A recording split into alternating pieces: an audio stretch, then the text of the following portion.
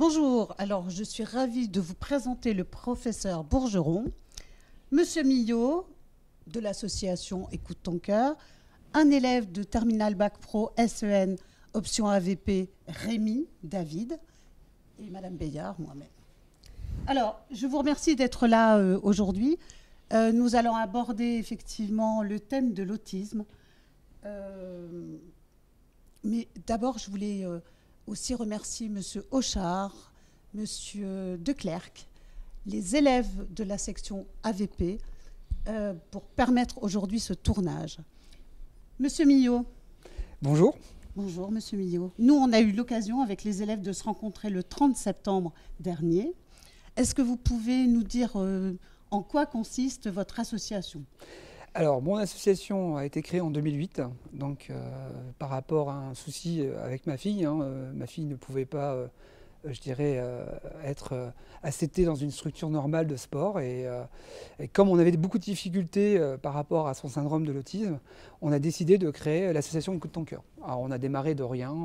On était 12 au début en 2008. Aujourd'hui, on est 550. Alors 550 adhérents, on suit 75 familles dans la région Nord-Pas-de-Calais et notre association a pour but donc d'accueillir les personnes avec syndrome d'autisme, plus les familles et les aider donc dans leur vie actuelle. Nous, on propose pour Écoute ton cœur des actions de sport, des actions éducatives et loisirs, mais aussi pour les parents des moments de temps de répit. Voilà. D'accord, très bien. Alors, je vais donner la parole à Rémi, qui posera donc ces questions au professeur. Voilà, alors bonjour professeur. Je vais vous poser quelques questions si vous me le permettez. Pouvez-vous me dire ce qu'est l'autisme et simplement, afin que tout le monde puisse comprendre? Alors, les définitions sont assez simples. En fait, il y a deux critères. Le premier, c'est les problèmes d'interaction sociale. Et puis le deuxième problème, c'est les problèmes de stéréotypie. C'est-à-dire des enfants ou des personnes, après ils deviennent adultes, après être enfants, qui ont des problèmes de stéréotypie, qui vont faire du flapping. Je ne sais pas si ta fille fait ça. Voilà, et donc, ou alors ils vont répéter toujours la même chose. Voilà, donc c'est ces deux critères diagnostiques. Très bien.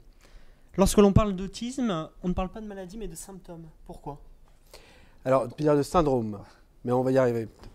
Donc, syndrome, en fait, c'est parce qu'en fait, l'autisme est très, très, très varié. On a ces deux critères diagnostiques, tu vois, mais en fait, on a beaucoup d'autres aspects. On a l'épilepsie, on va avoir des problèmes de sommeil, on va avoir des problèmes de déficience intellectuelle.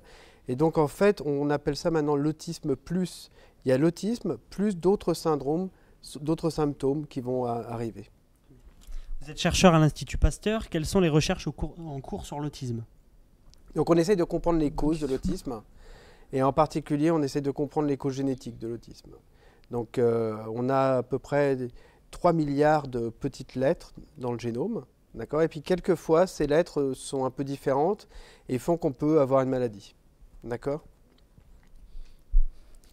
Donc, voilà. Donc, c'est de chercher ces bases génétiques de l'autisme, c'est d'essayer de comprendre comment comment ces gènes vont donner une forme plus vulnérable et donc donner un syndrome autistique. Très bien.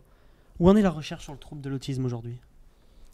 Donc en fait, on a maintenant identifié plusieurs formes d'autisme, de génétique d'autisme.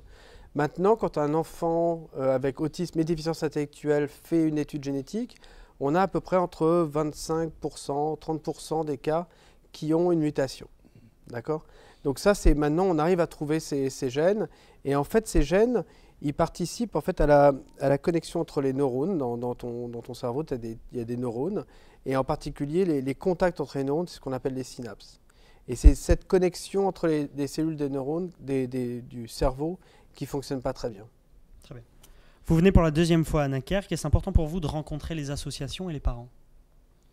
Alors c'est hyper important. Là, en particulier, donc, moi j'ai reçu un jour un mail de José qui me dit on a fait des trucs super. Donc j'ai réécrit et effectivement c'était assez extraordinaire. Tout de suite le contact a été pris. J'ai vu les corsaires, j'ai vu extraordinaire. Et donc et en fait c'est d'autant plus important que nous en fait pour la partie clinique. On n'a pas beaucoup d'informations sur les personnes avec autisme. On a des informations très standardisées, Mais en fait, on voudrait être beaucoup plus proche des familles et beaucoup plus proche des patients. Donc c'est ce qu'on va faire d'ailleurs. Il y a des projets de recherche où on va essayer de donner une tablette à chaque enfant pour essayer de voir un peu ce qu'il fait dans la journée et de voir est-ce qu'il va mieux, est-ce qu'il va moins bien. Donc le lien avec les familles, c'est primordial. Puis en fait, c'est à elles de nous dire un peu qu'est-ce qu'il faut qu'on fasse dans le sens où qu'est-ce qui est le plus problématique dans la vie quotidienne. Et c'est à ça qu'il faut qu'on réponde aussi. Vous êtes parrain de l'association Écoute ton cœur. En quoi les dons sont-ils importants pour l'Institut Pasteur? Bah, c'est super important parce que en fait, l'État fait un peu du boulot, mais enfin, si je comptais que sur l'État pour financer mes recherches, ça serait mal barré, je le dis clairement. Et donc, que des associations, des fondations nous aident, c'est extrêmement important. C'est indispensable même. Pour terminer, que dites-vous aux partenaires qui œuvrent pour la Journée mondiale de l'autisme? Bah, écoutez, moi je suis ravi de venir ici, je suis ravi de voir toutes les initiatives qui sont prises, c'est assez extraordinaire. Surtout qu'en fait l'autisme, on a une idée un peu toujours, tout le monde sait ce que c'est que l'autisme, mais en fait quand on voit des personnes avec autisme, quand on discute avec les familles, on voit que l'autisme peut être extrêmement variable et qu'il faut connaître les gens qui sont touchés par l'autisme pour essayer de vraiment comprendre l'autisme. Voilà, il faut y aller de l'intérieur. Très bien, merci à vous. Alors merci professeur, parce que je pense que c'est vraiment bien plus clair pour nous. Je vais céder la parole à Monsieur Millot, parce que moi j'ai une question, donc une date, un lieu, un événement. Qu'est-ce qui se passe? Alors, écoutez, c'est bien sûr le 2 avril 2017 où on fêtera les Journées mondiales de l'autisme. Alors pour Dunkerque, on a un grand projet ensemble, c'est-à-dire qu'on va mettre en place une course à obstacles qui s'appellera Dunkerque et on vous attend tous, je pense, le 2 avril pour cette belle journée et tous ensemble pour fêter aussi bien le sport, la détente, mais aussi la Journée mondiale de l'autisme pour récupérer des fonds pour l'Institut Pasteur. Merci à tous et puis à bientôt, je pense. À très vite. Merci. Merci.